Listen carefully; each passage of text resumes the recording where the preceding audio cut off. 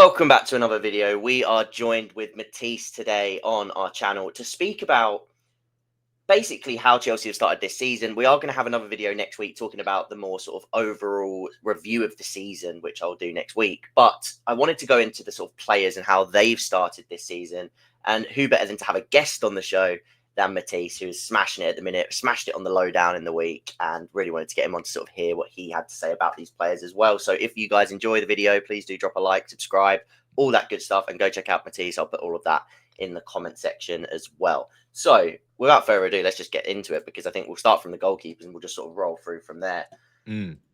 Robert Sanchez, interesting one, because I think if you isolate the moment against Manchester United, it makes it a little bit harder when you put that one in there and sort of take that context into account. He has had 1.5 crosses stopped per 90 this season, and I think that the reason I mention that stat is I think that we've seen it quite a lot, especially when Jorgensen came in for those few games, especially against Lincoln, how bad it can get and how sort of poor we are at defending our own box from sort of set pieces, crosses, all sorts of like long throws. And I think that that is one thing that Sanchez does offer you. Where do you think that we should be ranking him based on? Because obviously you have to take the red card into account. What would your thoughts be? Yeah, he's saved us in a couple games as well. He's made a couple big saves in games where, take for instance, I think Brentford, and even from my recollection, Bayern Munich, he was pretty solid. Obviously, I don't think he was to blame for any of the goals. The cross collection thing is big for me because obviously I've grown up on Petr Cech. We've grown up on Courtois. You know, for me, a goal. I know it's the modern age and playing out from the back and whatnot. For me, a goalkeeper has to be able to come and claim his crosses. If he can't do that, then I'm already put off by them, and that was a big thing with me with Kepa as well. So, I'm probably gonna rank him in like B. I don't think I'm ever gonna really fully trust Sanchez, just purely because I feel like he can have a 90% strong game, and he can have like a 5-10% moment where, you know, you just in that game he could make any mistake, do anything crazy, any blunder, and that's always just going to make me not trust him.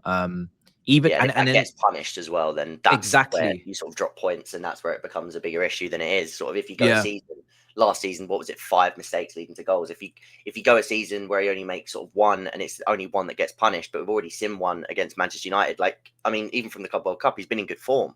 yeah. But it's that one mistake, and then all of a sudden, everybody's head goes back to there he is. That's what we've come to expect. So yeah, Yeah. I think B is probably fair in that sense. But just to really quickly touch on the crosses thing again, I think it's even bigger when you consider the centre backs we have at the club right now. Because again, you're saying about the Courtois and Czechs, but also then you had someone like John Terry who would put his head anywhere that it needed to go to make sure that that ball was not going to be a danger in the box. Right now, we don't really have that same aerial presence defending our own box. So I think it's even more important that we have a goalkeeper that can do that, because as you saw when Jorgensen went in goal. So let's put Sanchez into B and let's move on to Jorgensen. What did you make of his performance against Lincoln? Because I think that was up there with one of the worst performances we've seen from a player this season. Yeah, it was shocking. Absolutely shocking. He clatters into Fofana, gives him a concussion in the first few minutes. And then from that point onwards, it was just an absolute mess. You know, you talk about the long throws, you talk about the set pieces, the crosses. They were very heavy on all of that. They targeted that as a weakness. And like you said, the centre backs are not the most aerially dominant, and the ones that are either in the bomb squad or it's Badia Shield who's been injured. And I've never thought Chalobah was elite in the air. I rank him as like 50 to 55% kind of aerial dual success rate centre backs. I got him and like Mark Gurr, he's in that category in my head. I'm putting him in F, bro, because I feel like he was just. I honestly wanted to sell him that day, and the window wasn't even open, bro. I was like looking at windows in Turkey and other windows to see if they would be open. I'm just so disappointed. Like, we have given him a couple of moments. I remember Aston Villa last season, he made a mistake as well that led to a goal, or the last minute winner at the end at Villa Park. For me, he's just got too many things that he just doesn't do at a high enough level for me. Yeah, completely agree. I think based on this season alone, it has to be F, because I think the two times we've seen him, even when he came in against Manchester United, again, that was partly on him not coming to claim the ball on that second goal. So I think that purely on this season, it has to be there. I think the problem with him is I'm in a spot where I do think he is quite tidy on the ball at times, but that is like so far from what needs to be the complete package when you actually take into account everything else that we've just spoke about. I think it's unfair. Like he could probably be looking a lot better in a different side, but it's nowhere near what we need right now. No. And yeah, I think F it just has to be. So he's going to have to sort of hold that one and stay in there. Funny you said about Chalobah as well. Let's go to him next because I've got the stat on him because you said about his aerial percentage. So he's actually this season winning 3.02 aerial duels per 90 at a 66.7% success. So it's actually better than that. But I do think as well, he's like he's an aggressor. He's the guy that you want next to, say, a Cole Will or somebody who's a little bit more sort of reserved, and allow him to sort of go and try and be aggressive and win those. And then even if he doesn't sort of make that, and becomes a bit more of a 50% win rate guy, then you've got somebody sweeping up behind him like Levi. But he's actually doing okay in that regard this season. Again, gets sent off against not Manchester United. It was Brighton, got sent off against. Yeah. So again, he's had like that error. And I think he actually, in that sort of period, I don't think it was just the red card. I actually think he had a few sort of rough games in a row, if you sort of take into account those few.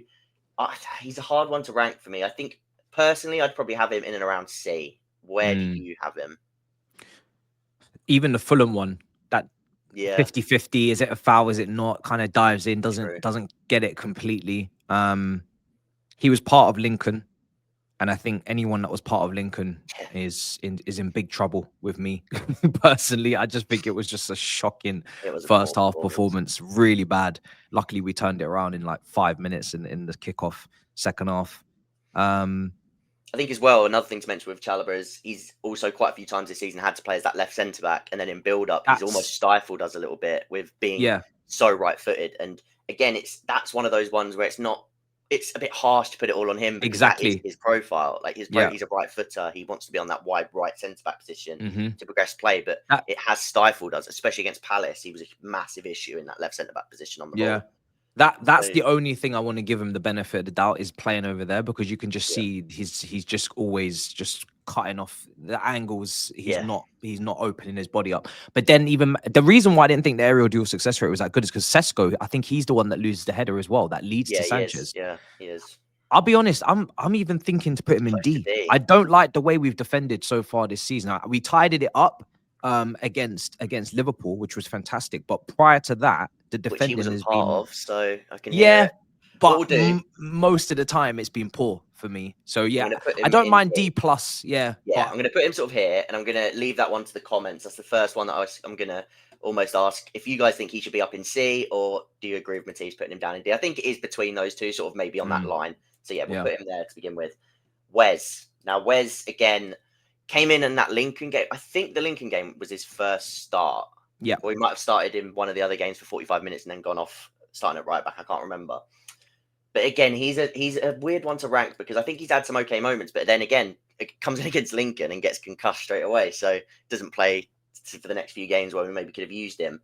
I think he's a tough one to rate. I personally, as much I'm a big Wesley Fofana guy, and I do think if we can get him fit, he could be a big part of the season, especially with like Colwell out. If you could have maybe him and Badia Shield together, but I think it would be very harsh to have him above Chalobah purely on his sort of resume of what he's done so far this season. Do you agree with that? I agree. He's not. He started against United. Is that when he started right back? Yes, I remember because I was so shocked by the team sheet. I think he's got to go in D as well. I don't think it's harsh maybe because he's not had the fitness and we know that. But but that sort of plays into it a little bit. That plays into it exactly. Yeah. I think we'll put him in D. I think that's fair. Again, if anybody disagrees, just sort of put it in the comments and we can see how wrong our lists are compared to other people's. But toss in. Now I think he had so much pressure put on him as soon as Levi got injured, because I remember making my own videos at the time in terms of purely because of what he is to this team in terms of tactical profile and in terms of what he offers. I think so much has been put on him. He's already been out now twice through injury. Again, he missed that Palace game, first game of the season, where Chempon came in, and then he was missed again this weekend against Liverpool. He's another. I think he's probably just been a bit better than Chalobah and Fofana. I'd probably have him up here. Where do you stand and toss him? I'm trying to think because Brentford, I'm sure he was involved in the 3v1 situation at Brentford where no one wins the header. I'm thinking about Bayern Munich as well, where Harry He's had a Kane few of those is, moments where yeah, he's sort of on the back foot and he's almost trying to sort of go for the block rather than take away their space. I think that is his like biggest that was weakness. against Fulham, the disallowed goal, wasn't it? Yeah, Yes, yeah. That, so it and then started with Shard as Chalobah well and as it well. ended with Tosin. Yeah, exactly. Yeah, I think my biggest thing with the centre back group, and I think when we're trying to judge it, is I do think that a lot of it is sort of different partnerships and different sort of like triggers in the press and different like sort of tactical pieces, which I don't necessarily think are tactical issues or personnel issues. I think it is sort of one of those things where there's so much happening, so much in and out, so much change, so much sort of like the details are so fine that we've almost been sort of hurt by it in terms of with Chalobah and Tosin playing alongside each other. I think in those games that we speak about where they sort of come to push up and sort of back up the counter press, Yeah. they've been caught a few times. So I don't think any centre back can really be higher than C. No. But He I'm trying hasn't to been sent off. differentiate who He would hasn't be. been sent off. Yeah, That's that. that's true. Chalobah obviously Yeah, went off against Brighton, which I don't think was really necessary, even though it was a bad pass from Santos. I think you can just leave it to be a goal conceded. Obviously, Maresca said that.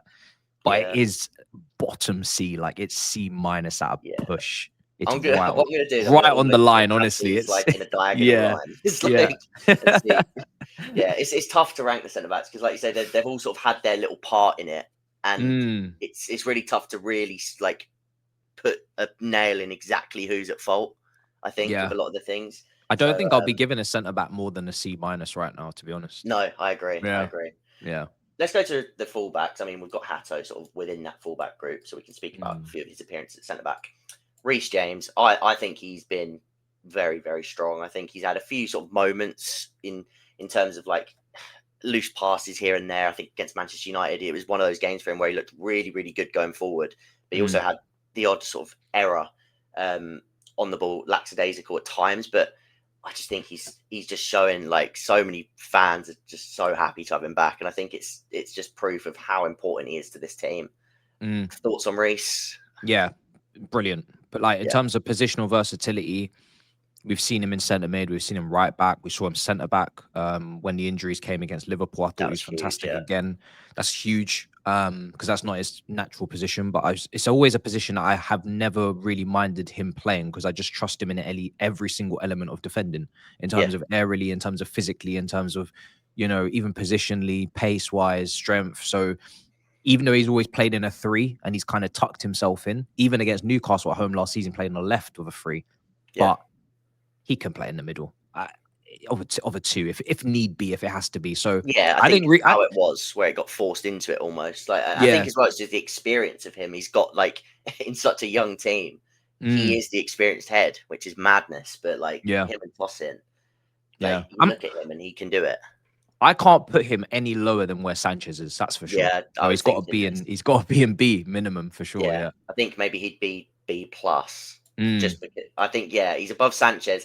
I think it's hard again when we sort of like speak about our start to the season. How high do you rate people? Because I think I've got an idea of maybe 1 or 2, but apart from that, I think it's really tough to sort of rate go them. too crazy. Not go over the top of Reece, he's been brilliant. Let's put him in S. Like you got to be somewhat fair, but I've been impressed with Reece, and I think that especially in this new role, that sort of how Maresca's using him in the last few games where we're sort of building up in a 4, which is allowing him to not only invert, but he's also finding himself at times high and wide on the right, but without having to continuously make 20 lung busting runs a game, which could see him get injured. So I think the usage of him has finally, and I completely understand it, that's no blame to Maresca. I actually think that he's dealt with him really well.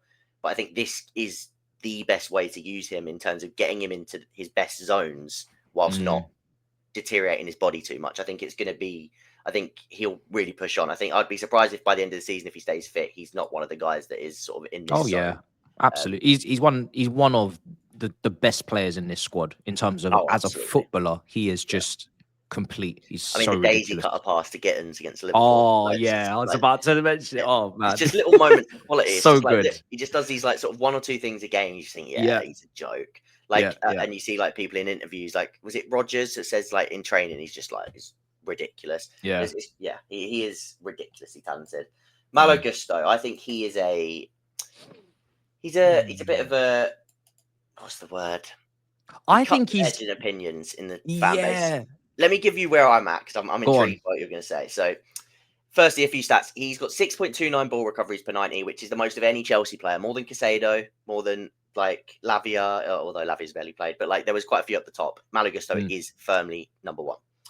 He's also got 5.43 progressive passes received, and I think that that's quite a key thing because even when he plays right back and he sort of overlaps, and he's done it with Palmer a few times this season, he's a key outlet, sort of getting in behind as a runner. And again, his usage against Liverpool, brilliant in midfield, sort of to run in behind as well. Where I'm at with Gusto, a lot of people wanted him gone. I think he's an extremely important squad piece because I think what he is brilliant at is how versatile he can be tactically. And I think that he not only showed that against Liverpool, but Maresca clearly trusts him to carry out a role based on what he's sort of tactical instruction. And I think that showed in the centre mid role. I think he's got an engine on him, which you just know in terms of how we press, he's always going to be sort of extremely key. I think we saw that when he played at fullback instead of Reece. That was due to him having to jump large distances to press the sort of Nuno Mendes at times against PSG. I think he's just so tactically flexible. Now, does he have mistakes in him? And is there parts of his game that like quite error prone and that you need to protect? Absolutely. I think there was some teething issues when he was playing a bit deeper in midfield and sort of making a few errors. And I think it's easy for then him to get turned on. But I do think I was never all the way over, like all the way out with Gusto in terms of getting rid of him because I do think that there's a reason he's trusted, and it is due to that tactical sort of role that he has within the squad. Where do you lie with him? He had such a good first season as well, so I was instantly just warmed up to him because I was just like, this is a really good young player. Yeah. My opinion of him is ever changing, not in regards to him staying or going, although I do think UEFA restrictions, if that's to be a thing, he's a risk, I think, because you could justify selling him because you have Achampong, even though they're different types of player. And if James is definitely fit, you've got two right backs now, so it's like you can get the money. And you could probably still get a good fee for him, I think. Like he's played, this will be his third Premier League season, so like I think you definitely get a good fee for him. So yeah, I think that's a good. I think the caliber of clubs that will come in for him would definitely surprise people. Maybe Bayern outside of Chelsea, I'm not sure, but it wouldn't surprise me, because I do think if he was if he was on the market, I think he'd go to a very, very, very good club. I kind of see him now as someone that I don't want having a lot of touches. Like, I don't trust him in build-up as much as I thought I would. I don't trust him in terms of, obviously against Liverpool, his role was really specific. I wouldn't want him in that position if we were possession heavy, but because it was a off-the-ball instruction where he was kind of just the third man, mopping up, it worked brilliantly. But I think, like you said, a runner, an outlet, an overlap, just someone to just use as kind of just pure pace and pure kind of attack the space type person on the switch, almost like a wing back under Conte. I'm starting to look at him a little bit like that because I even though you mentioned the ball recoveries, I don't trust him defensively. Like I still see moments where I'm like, oh, you just let the reverse pass go. Oh, you didn't close him down and you didn't track your runner. You didn't do either. You kind of lost in no man's land. Like he's still, if it's him and Cucurella at fullback, I know what side they're targeting. It's going to be his side, and I'm going to be a little bit stressed about it. But he did show a lot of improvement over the over the Club World Cup period as well. So I thought he was good in the final, especially against PSG. Yeah, he's brilliant. That was one of his best performances in a while. I'd probably put him in C somewhere. Yeah, I think that's fair. I think the other thing to sort of touch on with him generally is, like you say, with his sort of ball recoveries, I do think that what he is brilliant at is pressing high and being like, again, away from goal, because if he misses a tackle, if he misses that moment, then it's not as catastrophic as if it's in our own end. I do agree with you. I think 1v1, he has issues. I think defending the back post, he has issues. And I think he can have those lapses of concentration when he's sort of defending his own sort of final third, like defensive third. But I do think in terms of being on the front foot, looking to press high, but not only press high, looking to sustain pressure in their half when we're against, say, like a bottom half team. I actually do think he's important in those games too, because having him and Cucurella and how they both love to just swarm the ball. There's a lot of games last season where having them both on the pitch was actually really, really helpful to just continuously sort of keep the ball in their half. So I think I've sort of made it quite clear with my, like, on my channel a lot. I quite like Gusto for what he is. I don't think he's ever sort of like the starting right back in a Premier League winning team, but I do think that I think that players like him and I'll probably mention another player in this like later on in the attacking sense. But I think players like that can be very important pieces in a squad, especially with a manager like Maresca. So I'll leave it with that, and I'll sort of move on to it a bit later with the wingers. Cucurella, I think pretty much everything we've just said about Gusto, but times 20, and the fact that he is good defensively 1v1. I think again tactically just can do a little bit of everything. Maresca can rely on him.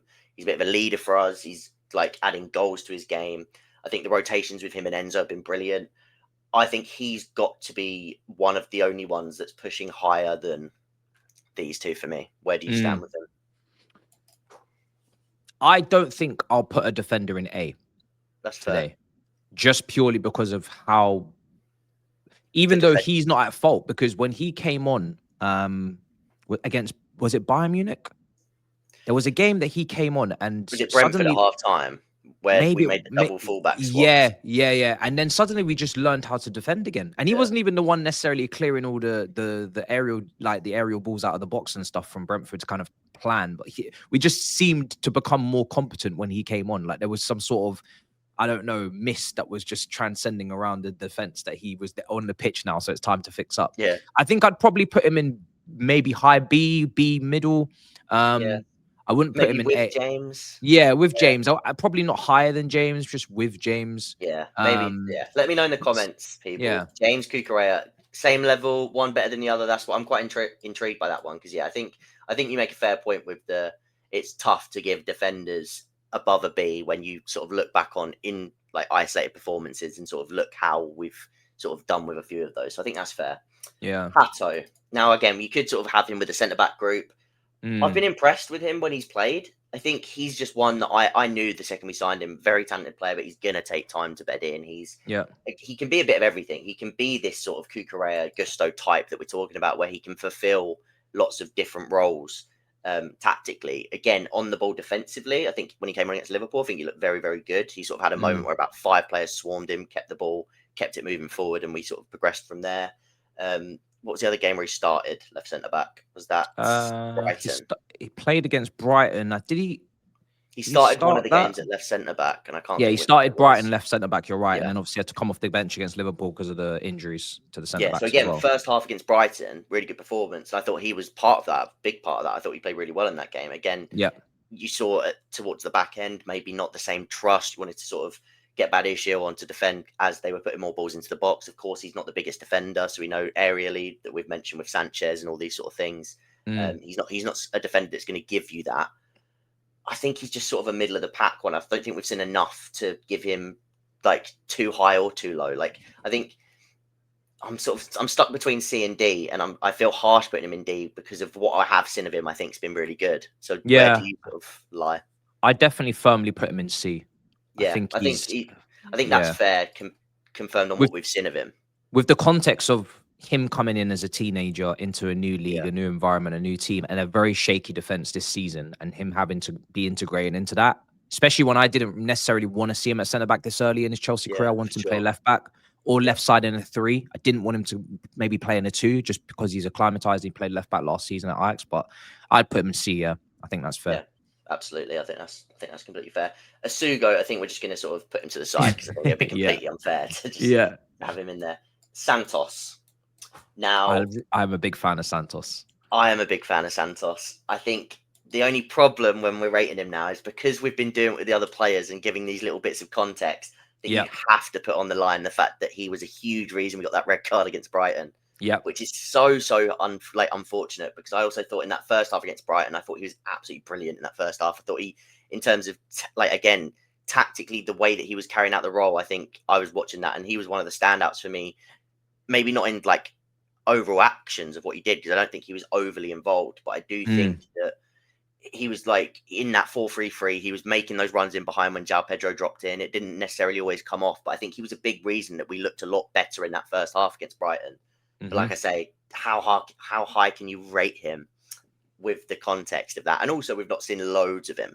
So, no, he's played 4 games from what I can see here. Or maybe 5 with Brentford. No, I don't think he came on against Brentford. So yeah, yeah, you're right. Like that mistake against Brighton, unfortunately, is the That's It the knocks him highlight. down a peg, doesn't And it? it's not a high, it's a low light, but it's the biggest thing that he's done this season. Because he's not necessarily, he could have scored against Palace. That's the thing. Yeah, great chance as If well. he had got that in on the winner there, the limbs, the you know, the euphoria, what a start it would have been to his Chelsea career. Him and Esteval both could have scored in that game at the end. Yeah, you're right. If we have to be completely fair. He's got to be in D for me. Yeah. I think I'd still have him above these guys though. Yeah, just purely because I don't think he's done as much wrong as them. Yeah, and I think, like I say, I think what we have seen of him is actually quite good. I think without the sort of big mistake against Brighton and we go on to win that game, I think you're talking about him more sort of top end of C. Yeah. But I think that knocks him down that peg. So we'll put him top end of D. But I'm with you. I'm a big fan of him, and I think that like back into the season, if I was to do this again, it would be like he's not going to be in D for long. That's for sure. I completely agree.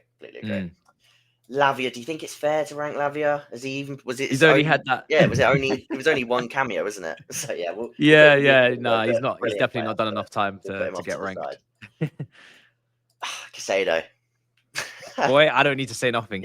He's going straight to the top. Yeah, thank you. Straight to the top. That's it. He's probably the only he's the only guy that's going up there that can go even here. I think you don't even put anyone else below that, because I think he is just 28 tackles, 18 interceptions, first for both. I mean, scoring goals now, important goals, not just goals, important goals. The one that, like, the Brentford goal, unreal. Yeah. Of course, the Liverpool goal. Like, they're really coming in. Was it against United as well? United, let me double check. No, he scored against... No, that was Chalobah. That was United last time out. Yeah, who did he score? Because he scored another, didn't he? It was from a set piece against West Ham. West Ham away, off the bar, and then that's the one. Yeah. So he's got 3 goals already. Like, 2 of them very big ones. Yeah. Just ridiculous player. Because I've written down here that I wanted to ask you about this, because it's a huge topic at the minute. Yes. Caicedo Rice. What do you think of the whole argument between fans about it? Because it's easy to ask a Chelsea fan, but I do think it's fair. Like, I think some people go too far the other way in saying that they shouldn't even be in comparison. I don't think it's that ridiculous, but I think that it's also then it's tough because he doesn't get anywhere near the credit he deserves, in my opinion. It's slowly getting there. Yeah. Slowly. He's starting to go mainstream now. Yeah, literally it is. Like Champions League and it's one of those. But what do you make of those arguments? I look at this as like a Kante versus Nemanja Matic. As great as Nemanja Matic is, he's never going to be Kante. And that's how I see this Caicedo Rice situation. I think Rice he's a top player. No one needs to even think. He's a top player. Set pieces, delivery from a standing start, the athleticism, the recovery pace in terms of tracking back, last man, dealing with counters and, intercepting. But the thing that tips Caicedo over the edge for me is in the first phase, if I'm in a possession-based team, I trust Caicedo to do that job in the first phase, receiving off the centre backs and actually play through the lines more than Rice. I think that's the reason why Rice has been partnered with Partey, partnered with Zubimendi. Whereas with Caicedo, he is the first point of contact in terms of build-up play. And sometimes he's in there on his own. Exactly. He's playing on, and to be fair, is it the fairest of comparison? Because Rice is an 8 these days under Arteta, and Caicedo is actually a 6. But even if Rice is being classified as a 6, I think Caicedo, the athleticism, he's got it. The tackles and interceptions, he's got it. The goals that Rice is getting, Caicedo is now getting. Yes, Rice has got it over on set pieces, but that's not what this position is about. It is about dictating and running games and being able to receive and turn and Caicedo's passing is so underrated for me. So underrated. And so for me, Caicedo does edge Rice. And to be honest, when we get to Lampard, Gerrard, Scholes, you're gonna back your guy. That's what it is. 100%, so for me, I actually truly do believe he's slightly better anyway. But even if it was even or Rice was slightly, I would still say it anyway because it's my boy, and that's it. I think you smashed that. I think that's exactly echo what most of the Chelsea fan base feel when it comes to Caicedo, and I think it's completely fair to sort of put him in that stratosphere, because I do think the more mainstream it gets, people will realise that he isn't just a sort of breaking up play guy. I think that's what he's already seen as. But I think that when you get to watch him every week and you see, because a lot of the passes, like you say, his passing ability being underrated, a lot of them come to nothing, and that's when they don't even make highlight reels or match of the day, and that's where mainstream people don't see it. But the amount, if you just watch him, just the quality that he has to sort of just pin one of those line breakers. He loves one of those sort of as the defense is just shifting up, just a little clip over the top. Like he's unbelievable. Like you become sort of lost of words for him. So yeah, he's S tier, and I think it's gonna take a ridiculous season from anyone to sort of catch that level, unless something crazy happens with he's Taylor nailed as on well. for player of the year. Nailed Yeah, on. or after 7 Premier League games, which is nuts. Let's go with Cole. I think how many games he actually? It seems like you've got it up on screen. I think you're a bit more prepared than me. Let me double check. The only reason why is because I wasn't sure about certain players in terms of minutes. So I just thought, let me get it up. But I think he's only played sort of 3 or 4. Yeah, and he's had to impact off the bench. So he played against Palace, which was a bit of a disappointer from our attack. Brentford, he obviously got the first goal back.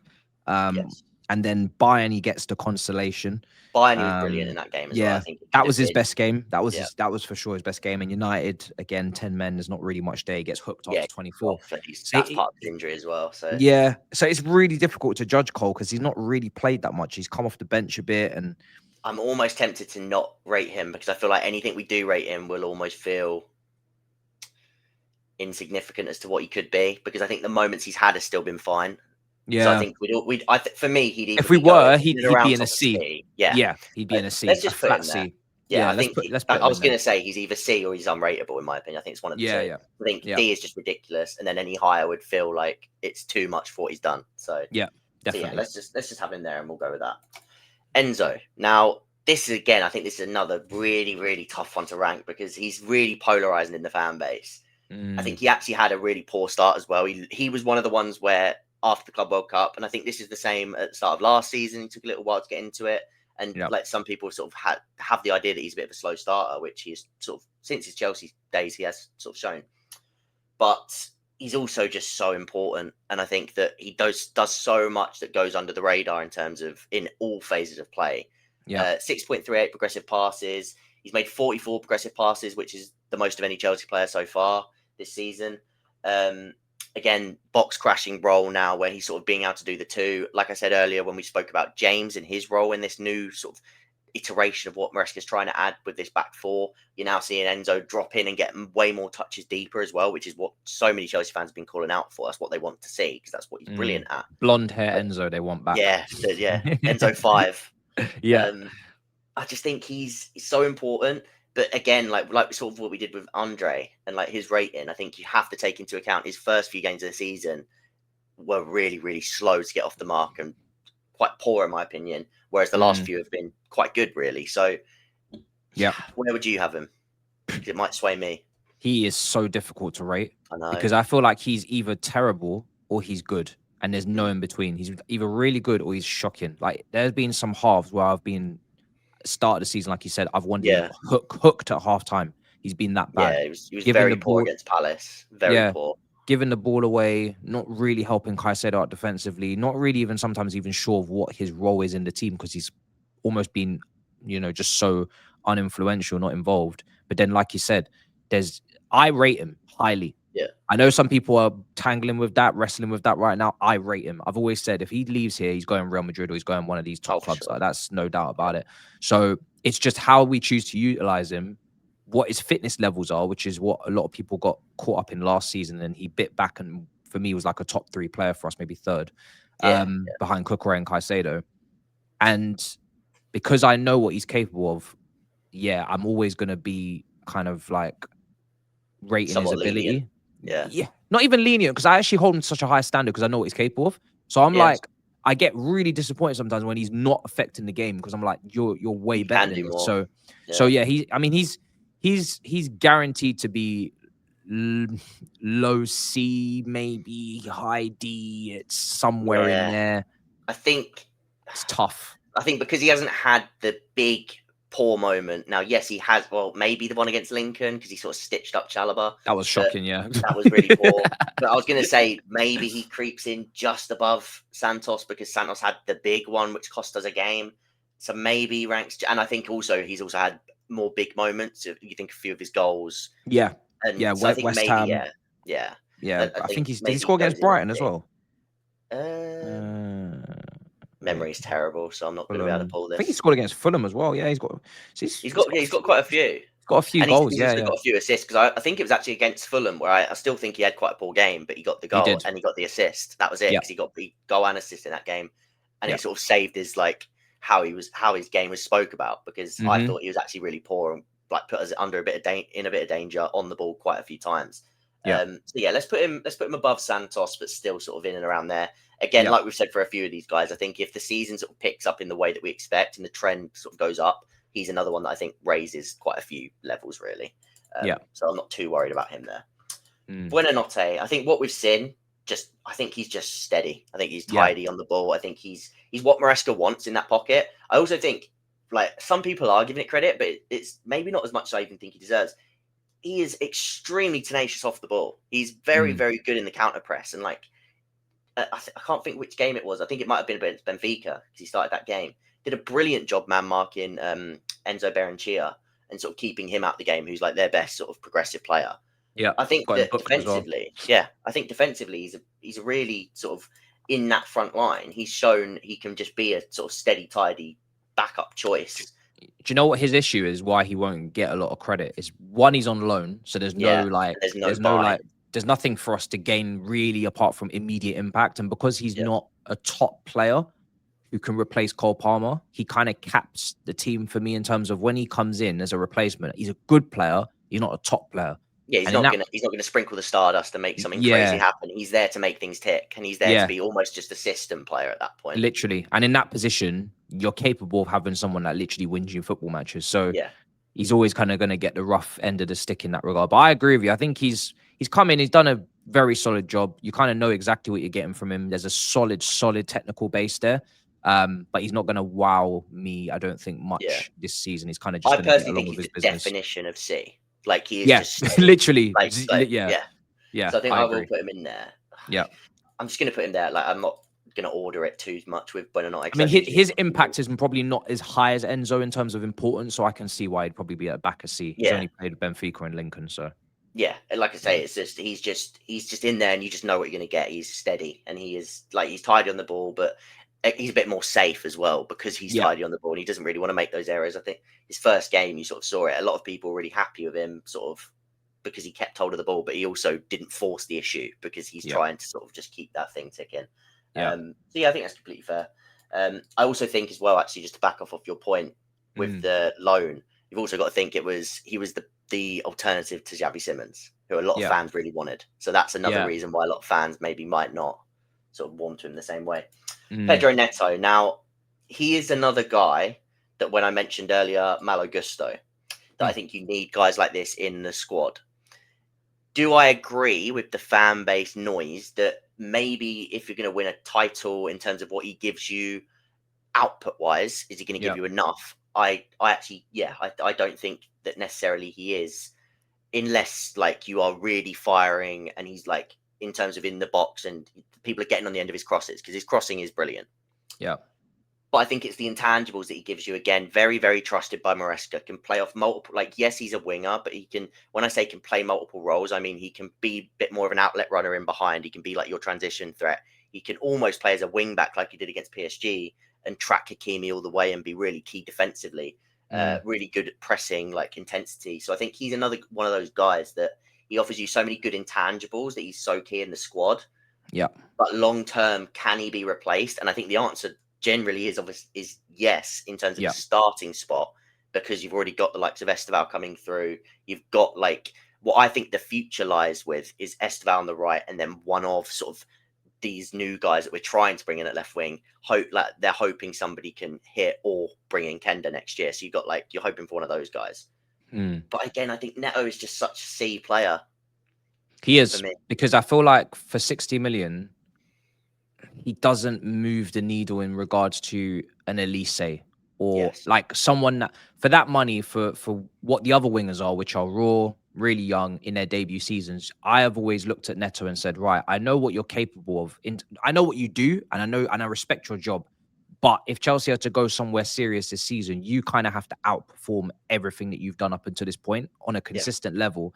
And you have to show more output, and you have to box crash, and you have to get goals, and you have to. The assists are not down to you. That's down to the aerial ability in the box, which is for me still not strong enough for Chelsea in Especially this with the current lockout. moment. Exactly, yeah. If Osimhen was in this team, maybe he'd break the assist record, you know. But he's not. So I think he is a C because he does come with really important intangibles, like you said. I think he does his due diligence. He gets back. He does create opportunities. But I think he's got a very clear cap in terms of he's a very good transitional winger, and low blocks is looking at crosses. I'm not looking at him as an Iron Robin who's going to cut in and get me goals like that. I'm not looking at him as someone that's going to change the game outside of the system. Yeah, he could pop up with an important goal, but it's probably going to be team play. It's not going to be because Neto did something crazy. So I think he is a C player, yeah. And I think what Chelsea choose to do around him is very key to how he's perceived, for sure. Yeah. And I think something else that's like doesn't help this case with Neto is he's also our highest volume player in the attacking third in terms of touches. He gets the most touches in the attacking third for Chelsea. I think that has quite a lot to do with Cole being out at the minute as well, because usually that's Cole. But he's now becoming that volume guy. And like you say, like if you're going to be that volume guy and you are also now the experienced head in that attacking unit, like you have to be the one to step up. And again, I just don't think that that's really, not that he's not capable, but like I just don't think that that's really what his role's ever going to be at Chelsea. So I think again that sort of caps where he can go. And I think again, sort of like I said with Buonanotte, I think he's always going to be sort of that middle ground. Like he's doing his job. He's important to sort of what Maresca wants to do, but can he really expand on that unless you have an Osimhen, like you say? Probably not. So yeah. Esteval, ridiculous. I mean, we're all riding highs off that goal, of course, but I think you've even just got to go into the moments of quality. Like even before that goal, the whip into Enzo, which nearly sort of brings a goal in itself. 3.7 successful take-ons per 90 already, 0.55 non-penalty XG, 0.41 expected assisted goals per 90. They're some of the highest in the league already. Now, these are per 90 stats. He's only played sort of nearly 2.5, I think, 90s. So again, it's not the best time to be ranking those sort of stats. But I think it's more so the intent that it shows from somebody of his age that he wants to be the guy making those things happen and be the guy with a moment of brilliance. And even more so when Cole's out, that's so important. So yeah, I'll give you a minute to wax lyrical on him because I just think I love him. Yeah, I love him. For him to come into this league, new country, new culture, and we knew his physicality because Palmeiras and the South American scene and the Club World Cup, but he's just come in and he's taken to it like a duck to water. He's literally he's just bedded himself in, and that, dare I say it, he's going to be our best winger very soon if he's not already. Like I'm already pretty sure he's our best winger right now, but I also want to give it a bit more time because I don't want to put crazy pressure on the kid. But he's just quality. Like he's been knocking. Quote?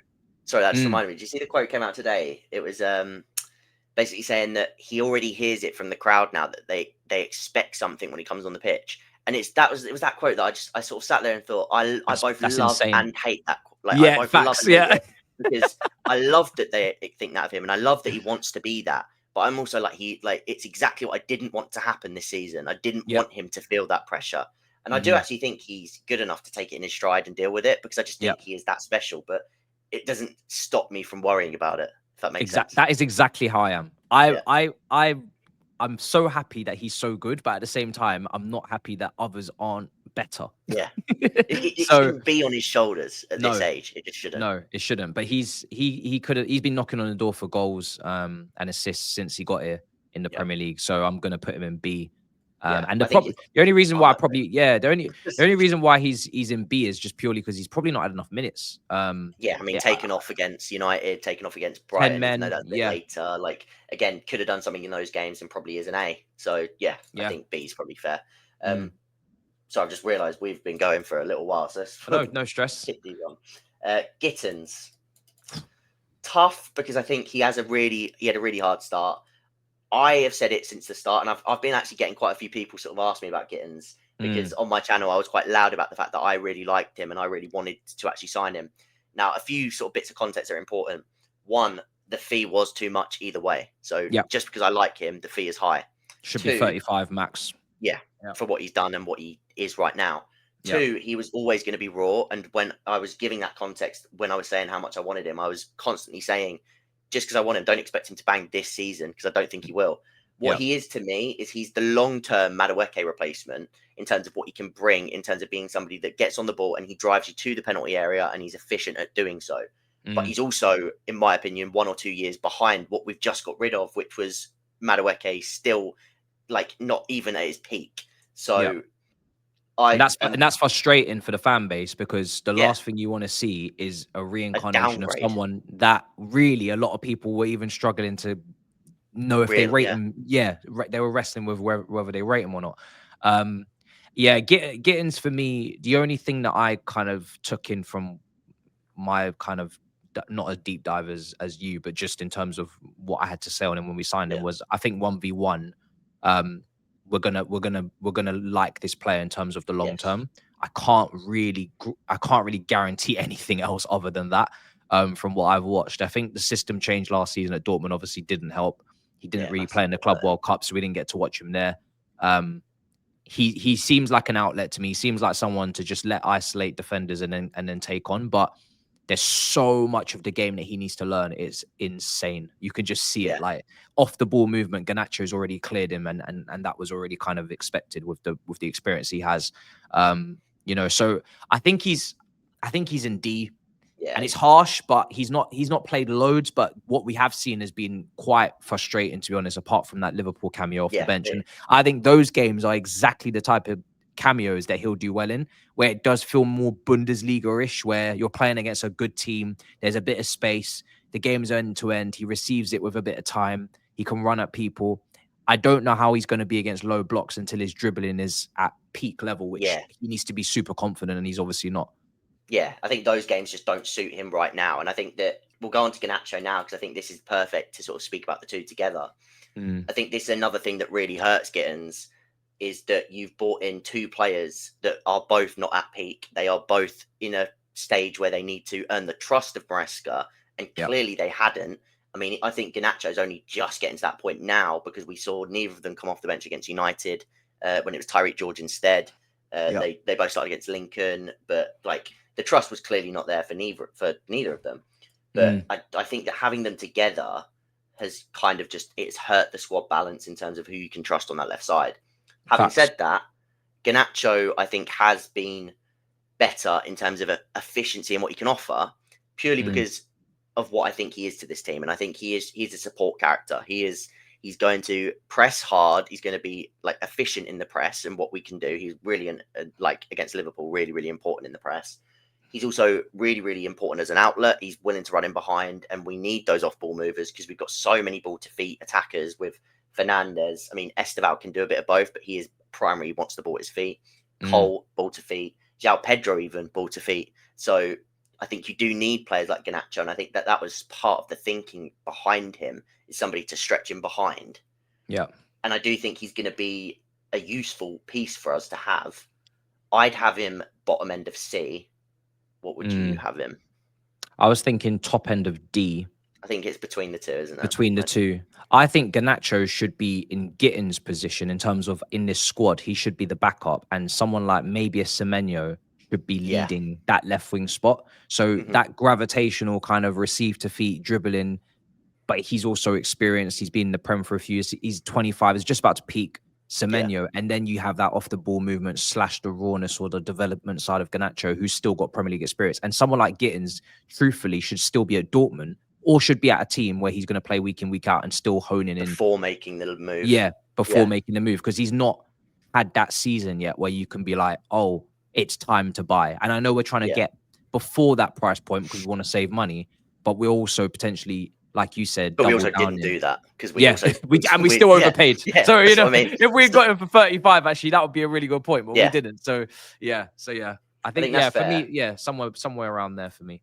I'm gonna put him bottom end of C, and I'm gonna ask the comments if people think I'm being too nice there, and see if they want him in D. But we're gonna just put him bottom end of C, top end of D. So we'll go for that.